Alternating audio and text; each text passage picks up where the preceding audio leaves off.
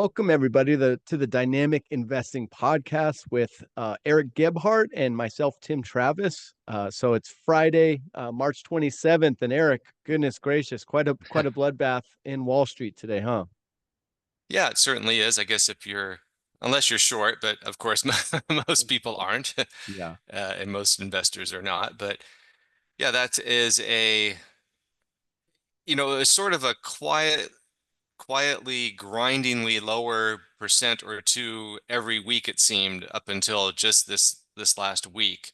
Things have accelerated a bit, with the S&P pulling back the way it has in the Mag 7.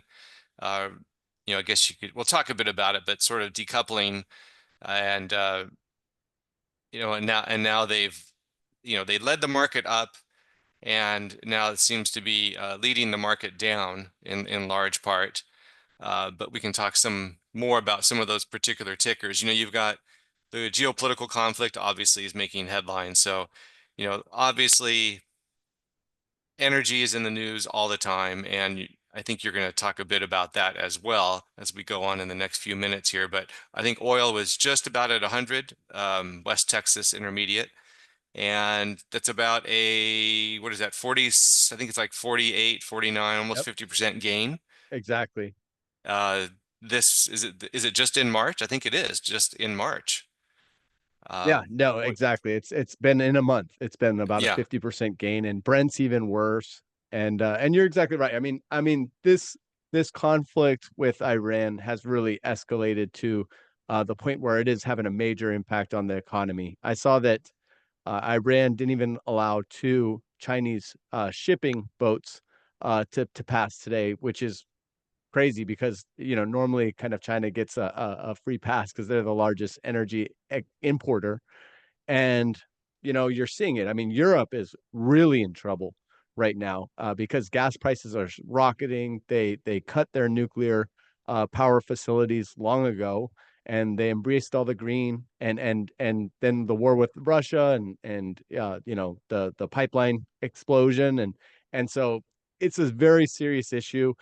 It's tough to see it getting resolved in the very near future. I mean, it's just tough to see that solution. I would never say never, and it always looks darkest before the dawn. But I think that the timing is really bad for this going into an election, and right. just for the general economy. I mean, people are already struggling to get by in the middle to lower class, and these oil prices are really going to be the straw that breaks the camel's back, unfortunately.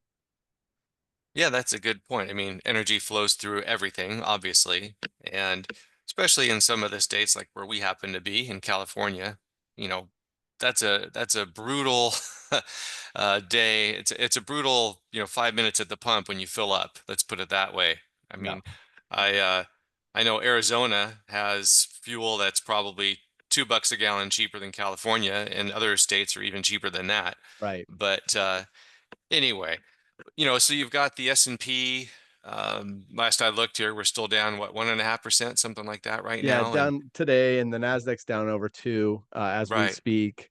And I mean, look, these drawdowns are getting pretty substantial. So Microsoft's down 31 to 34% from its highs. You've got stocks like some of the software stocks like Salesforce.com and hmm, Adobe, they're down 40%. It's a pretty pervasive sell-off in tech. And lately, now Meta, Google, they're getting hit pretty hard. Like Meta's down about 26%, Tesla's down 24%, Amazon's down 20%, Nvidia's down 20%. And I think there's a few reasons for it. So one is that the cash flow is kind of evaporating. So they're still making a lot of money, but because of the capex is so high. I mean, I feel like it's like 10x what it was a few years ago. I might be wrong on that, but it's a huge number for these companies as they're scaling up into AI, and so the cash flows are kind of gone. But the big question is, what's the return on that investment? If you're hmm, investing 180 billion in capex in a year, what's the return on that investment going to be? And so investors are uncertain about that. I think for Meta and Google, there was a legal judgment that I think one was in California and one was another state, and right, basically they held they were held liable for someone for social media who had an issue with social media, and they were held liable for it. So I saw one report that it could be like a tobacco type thing where, it's just more and more litigation. To me, it seems like it might be kind of a rogue judge, and if my initial take on it, and I wouldn't be surprised if that gets overturned in appeals. But that's definitely a risk, right? So it's interesting that now the market is starting to show a lot more weakness. I mean, we had the decoupling, as you mentioned before. Energy's really done an amazing job. Energy's up huge, but yeah, now it seems like the market's starting to break down a little bit. Yeah, in fact, looking at Meta, I think they had um, I think I made a note here. Their AI spending here for data centers, 100 and what was it 150 billion they've got Yeah, outline set up for that, and then that's after taking, I think it was a 80 billion, probably a larger number, 80 billion loss on that whole metaverse debacle that came and went. right. We're all supposed to live in a world with goggles on, I guess, and Yeah, have an yeah, avatar. yeah. No kidding. uh, but in anyway, yeah, so they're going to be in a legal battle. Sort of reminds me years ago when Microsoft had that battle with um, Netscape. Antitrust. Oh And yeah, yeah, yeah, yeah, yeah, yeah. and well, I Yep. guess Netscape was probably leading that, right? Right, Yeah, right. and the whole antitrust. But I think, okay, let me ask you this. Is there, well, you mentioned Nvidia. I think we're down 18%, 20% from the all-time Yep, high. Does that sound right? yep, yep.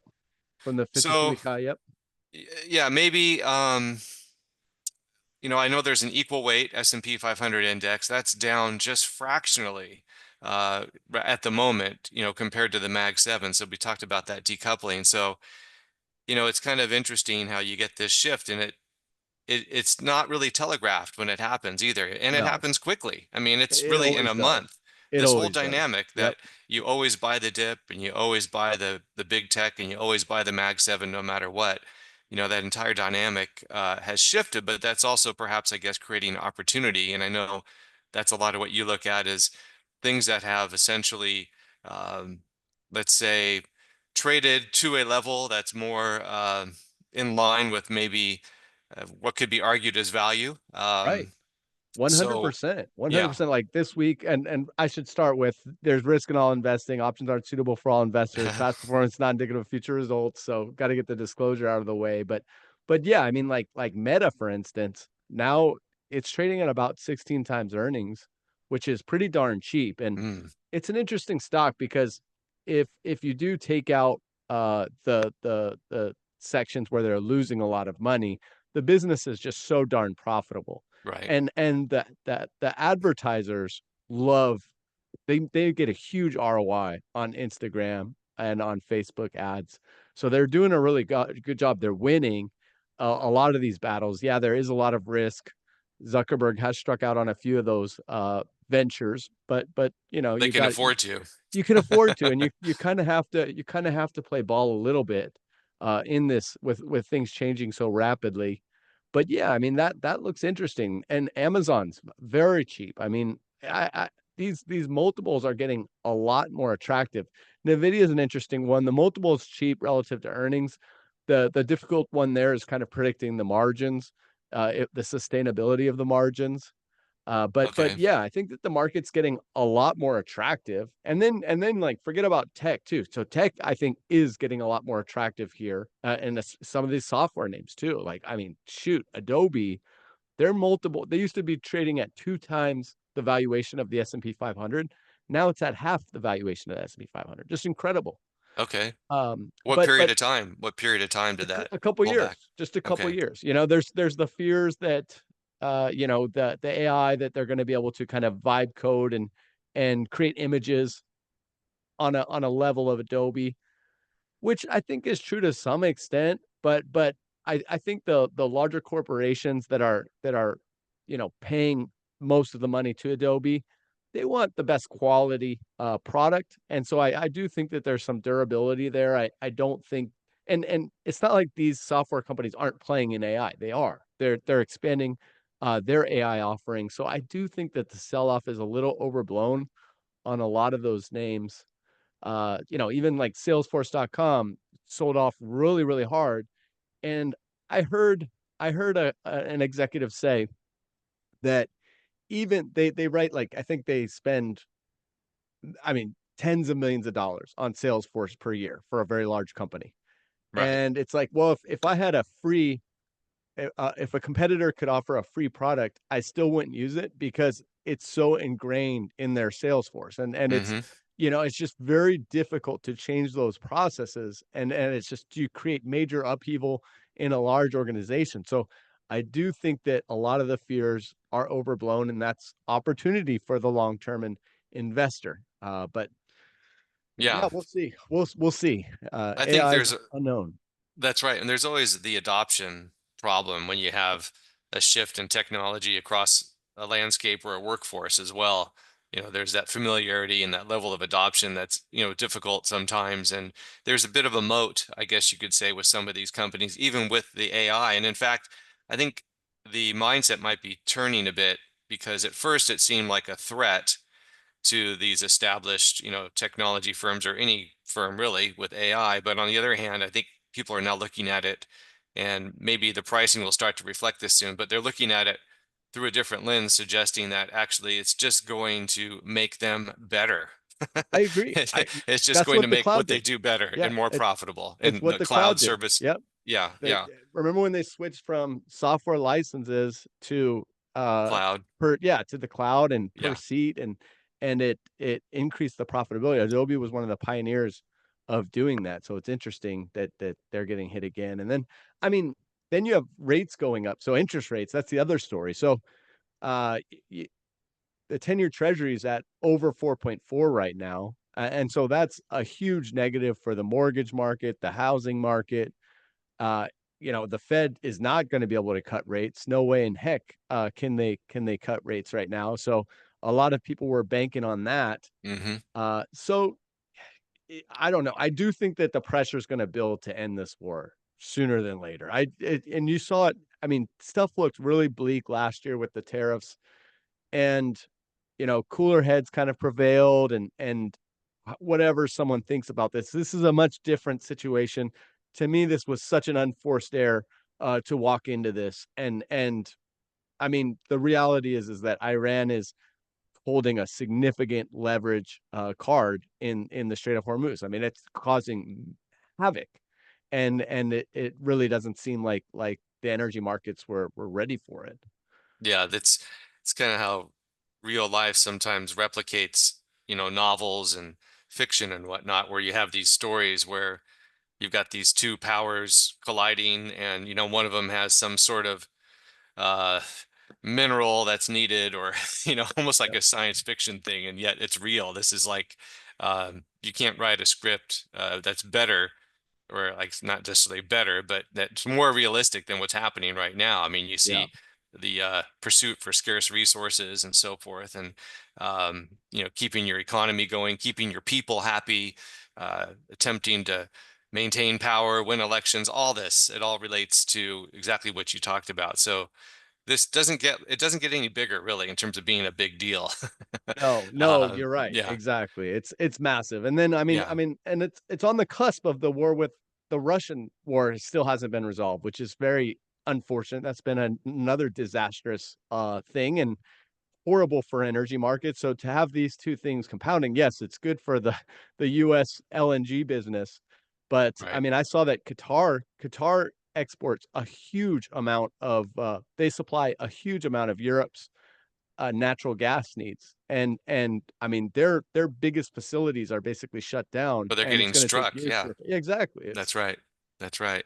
so Well, I so think yeah. part of what you said though, I think is probably more true than not. If I had, the geopolitical landscape and the decisions and the headlines every day, one to the next, and the change of policy, whether it's, out of this administration or any administration or whoever, it doesn't matter. I mean, there's no way you can really trade off of that. That's for sure. You just have to sort of step back, take a look at the bigger, maybe the global macro landscape, and do what you do, which is looking to find value among the mayhem. And so, there's one. In fact, let me I want to read this real quickly. It's from it was a tweet I saw just in kind of talking about finding value, I guess. This was out of the Kobisi letter. It Right. was a tweet. They said the 100-day correlation between the Mag 7 and the S&P equal weight index is down to negative 0.27, the most negative reading since June of 2023. This means big tech and the average stock in the market are moving in opposite directions. And since 2019, the only other time this correlation was more negative was in Q1 and Q2 of 2023 when AI euphoria sent tech stocks surging 45% and the S&P rose only 7%. So this dynamic has now reversed as the Mag 7 have significantly underperformed the average stock over the last 3 months. So I guess kind of what we talked about a little bit, but that's kind of the landscape we're in now. That's the theme, that's the tone, that's the dynamic. So really, you're going to be looking for buying opportunities, is really what it sounds like. Oh, I think so. I mean, with rates going up, a lot of these real estate stocks that were already cheap are cheaper once again. So it's not hard to get a 6.5% yield on really high quality real estate companies that are going to be growing their dividends over time. Okay. As we mentioned, tech stocks have come down and are looking a lot more attractive. When I look at my tickers, I mean, I have hundreds of stocks that, I follow on the tickers, and I mean, it's hard to believe that a lot of them seem like they're heading down the last couple weeks. So I really think it's been energy really carrying the weight of the market, and we'll see what happens. But Okay. yeah, No, yeah, absolutely. yeah. That's for sure. I saw a tongue-in-cheek tweet from a guy. He said he figured out the stock market, and he has a hypothetical example of 50% tech with 50% energy Right, right. for this year, Yeah. and it's up 15%. Yeah, yeah, that's true. I know. I know. They Yeah. they they do diverge from each other. But Okay. yeah, yeah, we'll keep it short this Friday, Eric, but it's good just kind of touching base, and we'll see what develops. I mean, it feels like the hype always builds up the most over the weekend, so we'll see if cooler heads can prevail, or God forbid if this war escalates. But for investors, I think the key thing is, look, you don't panic, you don't buy into the biggest fear scenario. These things are going to happen. You're going to have disruption.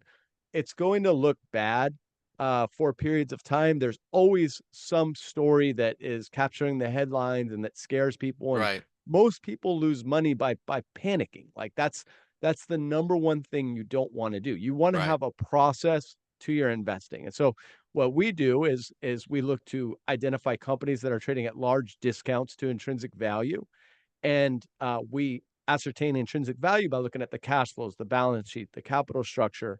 What are the competitive advantages of these companies? And so, if you're doing that, and if you have a good process, this is a time where you can plant the seeds to make a lot more money. But don't the and another thing I'd say, honestly, Eric, is you don't need to look at your account every day. It's I think that when you're dwelling on it and when you're focusing too much on short-term mark-to-market noise, I think it's very counterproductive. I think a lot of the most successful investors are those that, just they understand it's a long-term process, and they look, a couple times a year. So Yeah, absolutely. Well, the ones that are looking every day are the ones that are trading, zero DTE options, and they're looking every second, right. glued to their Yeah, screen. And not criticize too much, but sure. that's if it works for you, you can make it work. Maybe that's fine. But the practical reality is, most of us can't do that for Yes. various reasons. Time constraints being one of them, and just the mental drain that takes. So, Yeah. No, I would all right. agree. Well, did you want to make any comment on private credit? Or you want to save that for next time?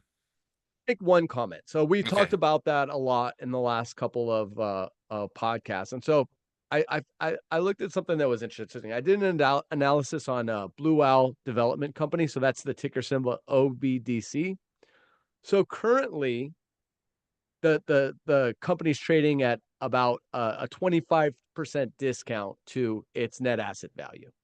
And so I looked, okay, well, what is that implying the loan losses would be? Because remember, these are basically bond funds, loan funds. And so currently the non-accrual rate for Blue Owl Development Company is 2.3% at cost, 1.1% at fair value because they've marked some of those loans.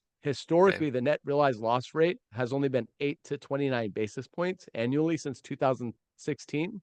Okay. And uh and so basically what you would need uh for for um for the current discount to net asset value for those losses actually to be realized in the portfolio is you would need an 11.3% loss on debt. So let's say that you have 40% recoveries, which is much lower than historical averages.